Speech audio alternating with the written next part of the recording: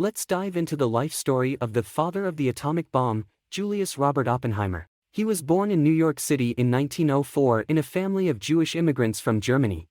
Even from a very young age he has displayed signs of brilliance. He was an avid reader, often diving deep into books on various subjects. His curiosity and genius eventually led him to pursue a career in physics. Oppenheimer's academic journey was remarkable. He studied at Harvard University and later conducted groundbreaking research in quantum mechanics, solid-state physics, and cosmology.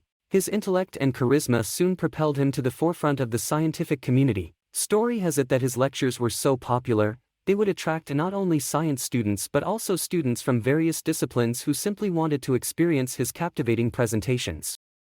The onset of World War II presented an extraordinary challenge, one that would forever alter the course of history. Oppenheimer was appointed the director of the highly secretive Manhattan Project, tasked with developing the atomic bomb. Alongside his brilliant team of the finest minds in science and engineering, he worked tirelessly in the desolate landscapes of Los Alamos, New Mexico, where the project was moved to maintain secrecy and security. Finally, on July 16, 1945, the culmination of their efforts came to fruition with the successful detonation of the first atomic bomb during the Trinity test. Now, I am become death, the destroyer of worlds. This quote from the Bhagavad Gita echoed in my mind as I witnessed the first successful test of the atomic bomb. While the Manhattan Project proved to be a scientific triumph, it also posed a profound moral dilemma for Oppenheimer.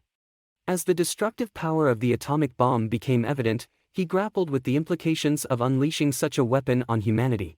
Sadly, this newfound power was soon put to devastating use. On August 6 and 9, 1945, the atomic bomb's little boy and fat man were dropped on the Japanese cities of Hiroshima and Nagasaki respectively, leading to unparalleled destruction and loss of life.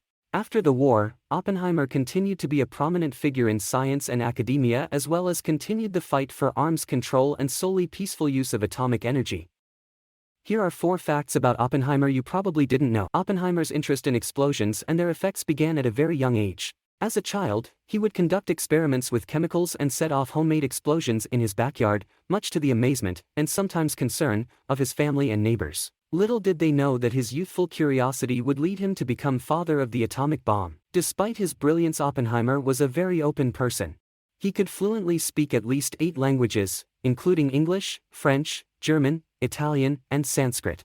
His friends and even colleagues called him Oppie. The nickname added a touch of informality and warmth to his relationships with those around him. Oppenheimer was also a passionate reader of science fiction. He enjoyed exploring the imaginative worlds created by authors such as H.G. Wells and Olaf Stapledon.